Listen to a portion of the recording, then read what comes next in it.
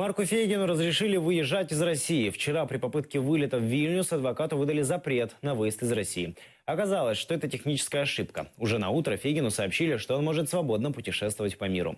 По мнению адвоката, это реакция на его защиту крымских активистов, заместителей председателя Меджлиса Ахтема Чойгоза Ильми Умерова, а также украинского журналиста Романа Сущенко. К утру, как говорится, выяснилось, Парфенчиков, глава Федеральной службы судебных приставов, написал мне, что, значит, он дал указание немедленно разобраться. Теперь выясняется, что у меня нет долгов никаких, что на сайте опубликованы не мои долги, и сейчас они это поправят, что это ошибка одна. А вторая техническая ошибка, как они истрактовали действия сотрудников пограничного отряда Федеральной службы безопасности в аэропорту Шереметьево. То есть там что-то не дошло в базу, соответственно, относительно снятия всяких запретов в отношении меня.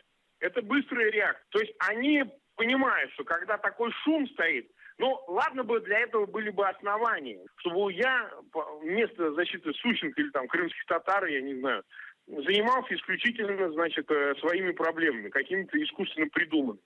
Вот для чего это все делается, понимаете?